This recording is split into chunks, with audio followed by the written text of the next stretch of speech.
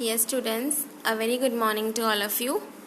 तो बेटा, जैसे कि आपको पता है कि हम हिंदी में कविता कर रहे थे जिसका नाम है तितली और कली। तो उस दिन मैंने आपको इस कविता की बुक वाली एक्सरसाइज करवाई थी जो आपकी बुक में है, ठीक है, जिसको आपने पेंसिल से फिल किया था, वो हमने सारी कंप्लीट कर ली थी। और आज क्या करेंगे, आज हम इस कविता में से मैंने कुछ क्वेश्चन आंसर प्रश्न उत्तर आपके लिए बनाए हैं, चुने हैं।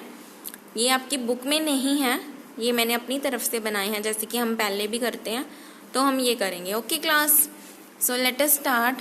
फर्स्ट क्वेश्चन है हमारा, कली कहाँ पर लगी हुई थी।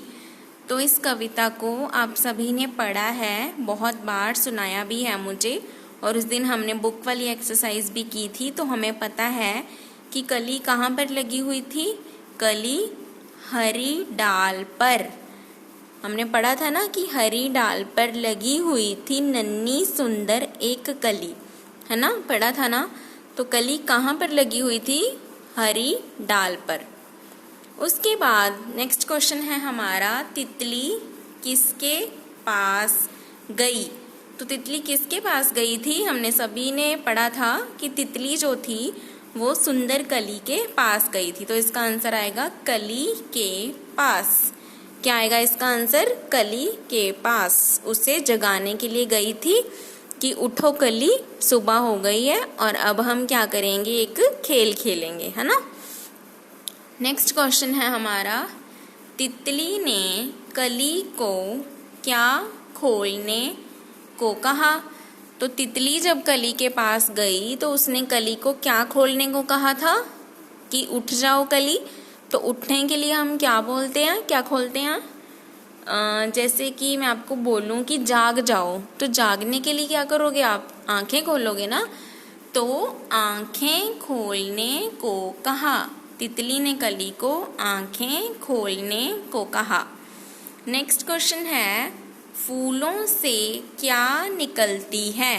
तो जब हम किसी फूल को सूंघते हैं अपने नाक से, तो फूलों से क्या निकलता है, सुंदर महक, यानी कि सुंदर खुशबू। महक को हम क्या बोलते हैं, खुशबू। उसके बाद है, ये आपको देखो 2 लाइंस दी गई हैं, आपने क्या करना है, इसको ये वाली लाइंस को कंप्लीट करना है। एक लाइन मैंने यहाँ पे लिखी है और ये नेक्स्ट लाइन को आप खुद लिखेंगे। उसके बाद फिर से मैंने एक लाइन लिखी है और ये लाइन भी आप लिखेंगे।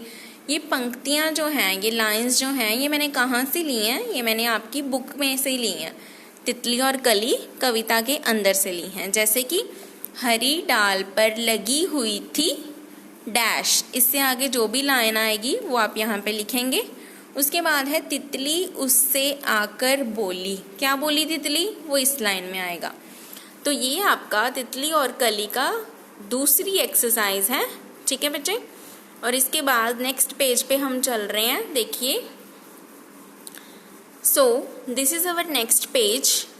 इसमें क्या करना है, ऐसे मैंने आपको बुक की एक्सरसाइज में करवाया था, सभी बच्चों ने किया था कि जैसे कि कविता में डाली है जो, उसे कौन से रंग का बताया गया, हरे रंग का, है ना।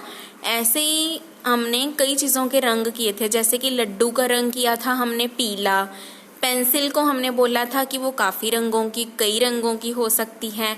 ऐसे ही कुर्ता, जो हम कुर्ता पहनते हैं, वो भी कई रंगों का हो सकता है। तो हमने क्या करना है, उसी तरह से देखो मैं आपको पढ़ के बता रही हूँ। कविता में डाली को हरे रंग का बताया गया है, नीचे लिखी चीज़ें किस रंग की होती हैं, लिखें। तो वो बोल रहे हैं कि कविता में जो डाली है उसे हरे रंग का बताया गया है, जैसे कि डाली का हरा रंग होता है। तो जो ये चीज़ें आपको दी गई हैं, ये कौन कौन से रंगों की होंगी, वो आपने लिखना है। ओके क्लास, तो मैं आपको पढ़ के बता रही हूँ। पहला है सेब, सेब कौन से रंग का होता है, जैसे कि लाल रंग का होता है।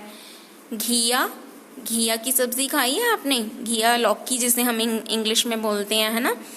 तो वो कौन से कलर का होता है, ग्रीन कलर का, यानी कि हरे रंग का। ऐसे ही गुलाब, गुलाब के फूल क्या होते हैं, बहुत रंगों के होते हैं, लाल गुलाब भी होते हैं, सफ़ेद भी होते हैं, गुलाबी भी होते हैं, है ना, ऑरेंज कलर के भी होते हैं, येलो भी होते हैं। तो गुलाब के आगे हम लिखेंगे बहुत रंगों का। उसके बाद जलेबी का रंग, गेंदा, गेंदा फूल होता है। बताशा, बताशा वाइट कलर का होता है तो हम इसे सफ़ेद बोलेंगे, सबने खाया होगा, जो बहुत मीठा होता है। जामुन, जामुनी कलर की होती है ना, बैंगनी कलर की। साग हरे रंग का। समोसा, बैंगन।